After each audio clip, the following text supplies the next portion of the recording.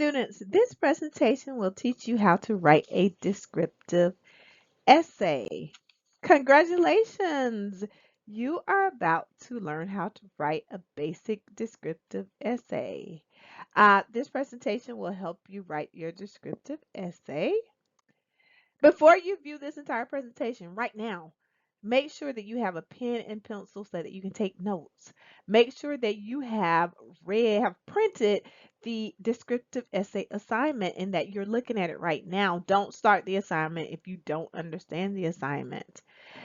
You should read the descriptive essay chapter of your textbook, and you should read reliable websites about the descriptive essay on Google. And it's okay if it takes you a few days to view this entire presentation. Make sure that you carefully read and understand the assignment. Ask the teacher for clarification. Make sure you view the model essay so that you can gauge if you are going in the right direction. Okay. Every essay you write, you will be going through the writing process. Every essay you write, you will need to follow the writing process. Okay. What does that mean? You're going to brainstorm. Okay. You're going to get all of your ideas out on just talk about your ideas. Talk to your classmate about your ideas. When you're by yourself, sit down and just brainstorm on a sheet of paper. Just write all of your ideas out, okay? And then you're going to start drafting and putting your ideas in paragraph form. Then you're going to start researching and you're going to add, remember, you have to add a source to this essay, either a book, an article, or a reliable website. And then after you finish drafting, you're going to revise and start tweaking your ideas. Then you're going to edit and pay attention to grammar, mechanics, and you're going to proofread for grammar mistakes. Okay. Now, what is the descriptive essay? A basic descriptive essay is an essay that's going to require you to use all the five senses to accurately and thoroughly describe a picture, okay? The purpose is to describe something, a person, place, or picture, in your case, for this essay, a picture, so vividly that the reader feels that, basically, you're supposed to describe the picture so well that I feel like I'm actually living inside of the picture, okay? What do I mean by writing descriptively? I mean add an overabundance of adjectives, a whole bunch of descriptive words. So if you look at this sentence below, before it was a boring sentence. It read, the boy ran down the street into a house. But when we add adjectives or descriptive words, you see everything in red. Those are adjectives. The lazy boy ran down the dusty, narrow street into a big, bright yellow house. Descriptive words make your writing more interesting.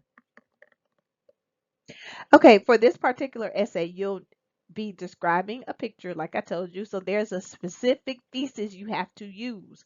Okay, most pictures have a setting, they have characters, human or non-human, and there may be text in your picture. Okay, not always.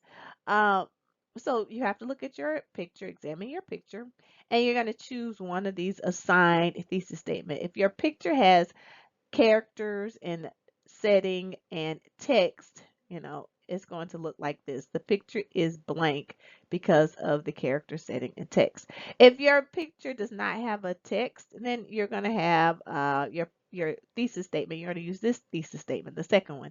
The picture is blank because of the characters and the settings. Now, you'll notice that I just said, you'll see blanks for these thesis statements. You'll see blanks.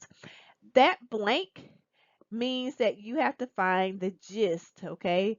The gist of the picture. What do I mean by gist?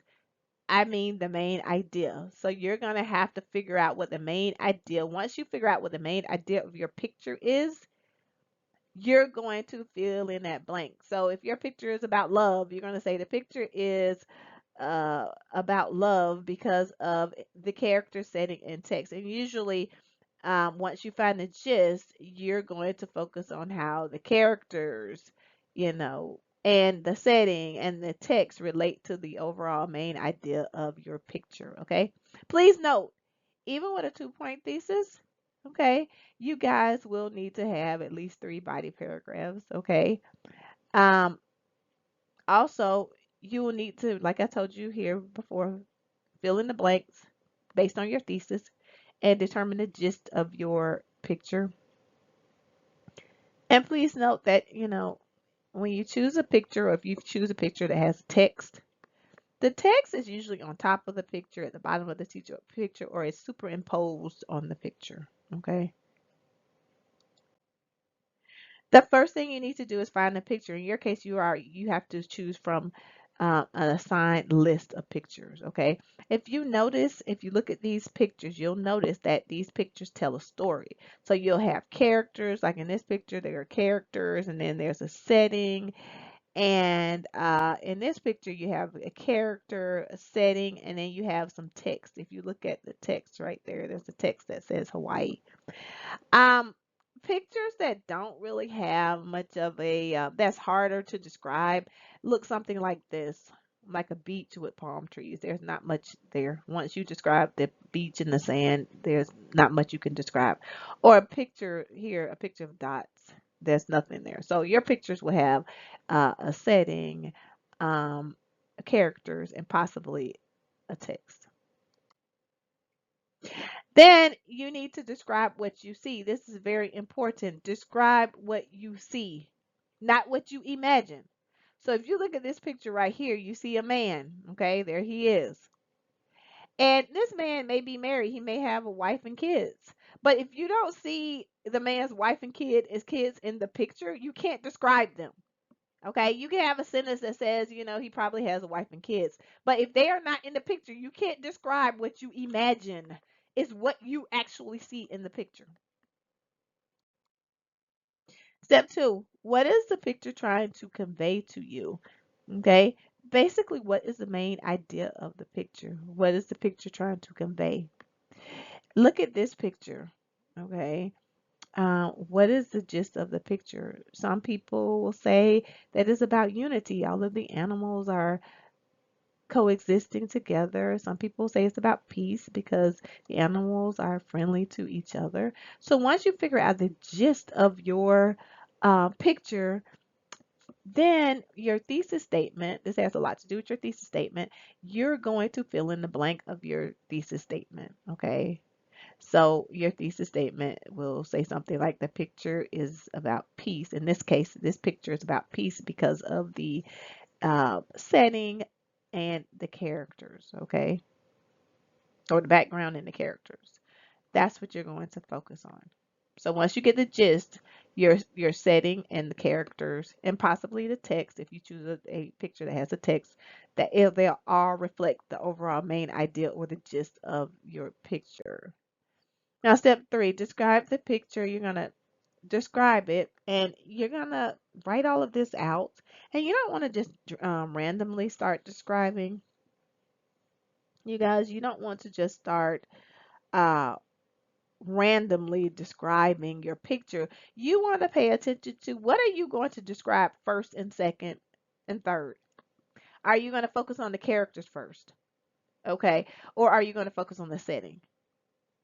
You have to decide. Or do you want to focus on the text if your picture has a text? So you want to pay attention to things like for instance, you got to drill all the way down. That's what a descriptive essay is all about. You have to drill down and look at this picture. How many clouds are there? One, two, three, four, five. In your picture, you have to mention things like that. There are 5 fluffy white clouds in the picture. Okay, how many mountains? There are 9 mountains in the picture. Okay, there's a half of one here that you probably can't see. You got to drill all of the way down. You cannot skimp over details. And then step 4, you're going to have to interpret your picture. It's not enough to describe your picture. You have to actually interpret your picture. What do I mean by that? Um, every picture you have, every picture pretty much has a symbol, has symbols in it. A symbol comes in a lot of different forms. It can come in the form of colors, numbers, genders. Anything can be a symbol. So you can use the dictionary literary symbols to help you interpret your picture, or you can use handout to help you interpret the picture. And you have to look and say, if your picture has a lot of red, as you can see here, red can, red is literally a color, but there is interpretation. It could mean uh, war, passion, desire. Okay. Also, the color, say yellow, could represent happiness and joy. Okay. Or some of these colors have double meanings. They could represent uh, envy, okay, or jealousy or betrayal. So you need something to help you interpret these pictures. Now, next, step 5.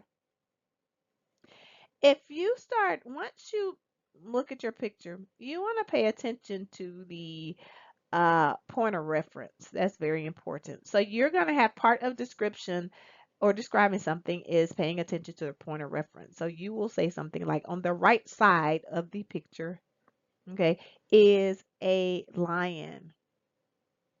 And the lion's mane is bright orange, is shaped like a circle. His mane has 10 dark orange squiggly lines. His orange mane means that he likes attention. Now that part right there, that is called my interpretation. How do I know that? Just looking at the dictionary literary symbols or a handout, your handout, and pay attention to what it means. The color orange could means that you're demanding attention. Okay.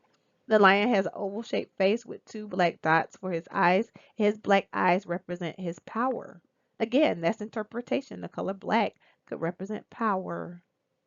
When you describe your characters, you're going to describe from the top to the bottom, from the very top to the bottom, so you don't miss any of your descriptions.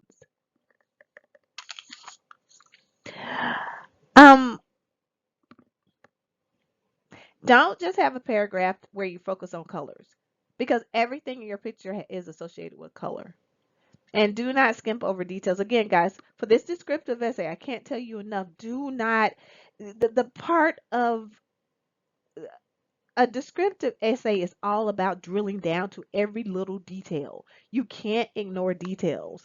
If you ignore details, you're not going to, that's not what's considered a descriptive essay, okay? So make sure you take the time to really drill down so that you can describe as much as possible. This is an example of a descriptive paragraph. Here's the thesis. The picture is peaceful because of the animals and the setting. And this is a paragraph. It focuses on the animals. And the zebra on the right side of the picture is standing behind a smiling yellow lion. The zebra is black and white. The white can represent, here's my interpretation, peace that the zebra feels, and the black can represent the power. And right here is my source. In this paper, you will have to cite a source. Okay?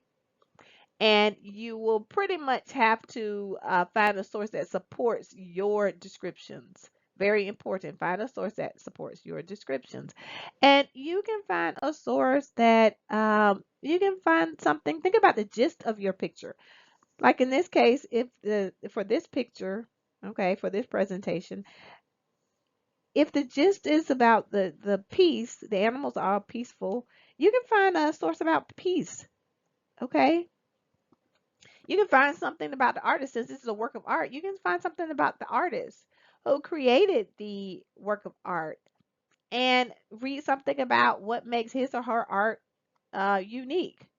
Or you can always find an art focused source, a website or a book or a article that focuses on art. Since this is the art piece, this is a work of art. You're describing a work of art. Or when all else fails, you can always use the dictionary of literary symbols. Like I said, every picture has symbols, full of symbols, and you can use that. And of course, that is on in your lip guides. Okay. So that's on the LMS. So look at your Blackboard.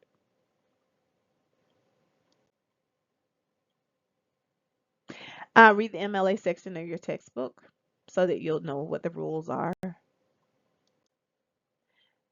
If you want to do well on this paper, make sure you revise and edit and proofread. Revising is hard, but what I want you guys to do to help revising to make revising much easier is once you